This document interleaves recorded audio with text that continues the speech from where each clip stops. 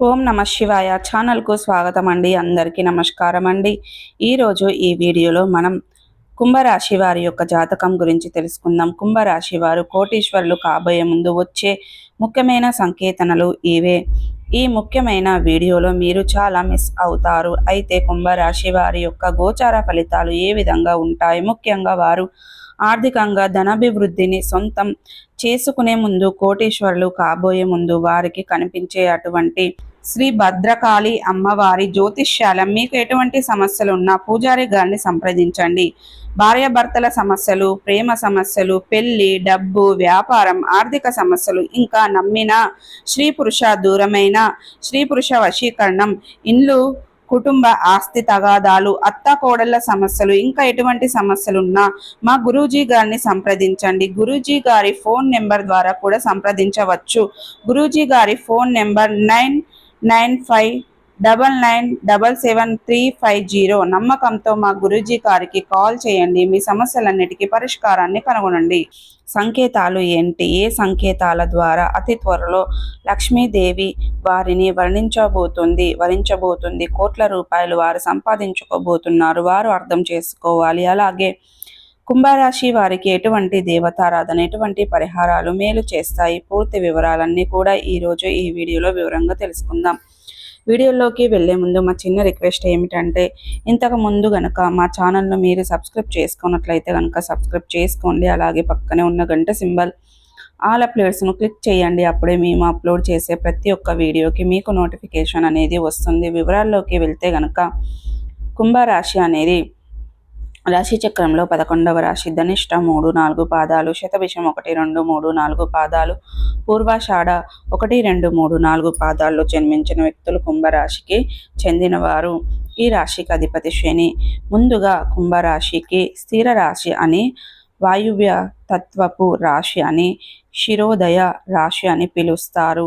ఒక జలకుంభాన్ని ధరించినటువంటి మానవుడి ఈ రాశికి చిహ్నంగా పరిగణిస్తారు. జలకుంభం ధరించిన మానవుడు అనగా ఒక వ్యక్తి ఒక కుండను మోస్తూ ఉంటాడు. అలా మోస్తున్నటువంటి మానవుడి ఈ రాశికి చిహ్నంగా శాస్త్రంలో తెలుపుతారు. ఈ కుంభరాశిలో జన్మించిన వారికి బంధాలు, అనుబంధాలు ఎక్కువగా ఉంటాయి. కార్యదీక్ష, కార్యదక్షత కూడా ఉంటుంది. మంచి చెడు ఆలోచించిన తర్వాతనే కార్యసాధన చేస్తారు.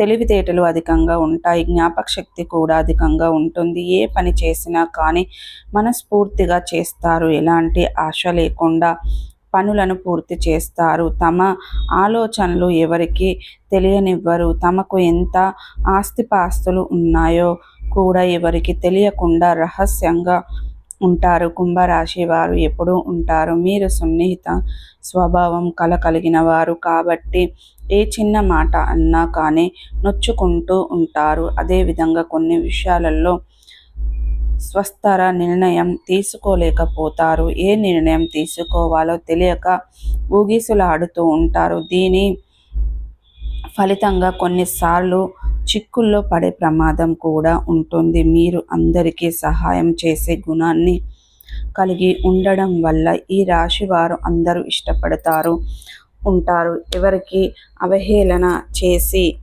మాట్లాడడం వీరికి అస్సలు నచ్చదు. అయితే కుంభరాశి వారి యొక్క జాతకం ప్రకారం చూసుకున్నట్లయితే మీరు కోటీశ్వరులు కాబోయే ముందు కొన్ని సంకేతాలు వారికి కనిపిస్తాయి. ఆ సంకేతాల ద్వారా అతి త్వరలో లక్ష్మీదేవి వారిని వరించబోతుందని, అలాగే లక్ష్మి కటాక్షంతో కోట్ల రూపాయలు వారు సంపాదించబోతున్నారని అర్థం చేసుకోవాలి. అలాగే ఆర్థికంగా గమనీయకమైన పురోగతి వారు సొంత చేసుకోబోతున్నారని ఈ సంకేతాల ద్వారా వారు అర్థం చేసుకోవచ్చు. అయితే లక్ష్మీదేవిని సంపద యొక్క దేవతగా పిలుస్తూ ఉంటాం. లక్ష్మీ కటాక్షం లేదని ఎవరు ఎంత డబ్బు సంపాదించినా కానీ ఆ డబ్బు నిల్వ ఉండకపోవడం, అలాగే ఖర్చులు అధికంగా కావటం వంటి సమస్యలు కూడా వారిని వేధిస్తూ ఉంటాయి. అంటే ఎంత కష్టపడి డబ్బు సంపాదించడానికి ప్రయత్నం చేసినా ఎన్నిసార్లు డబ్బు సంపాదించలేకపోతున్నారు. ఒక్కోసారి డబ్బు సంపాదించినా కానీ ఆ డబ్బు నిల్వ ఉండదు. అటువంటి పరిస్థితులు కనుక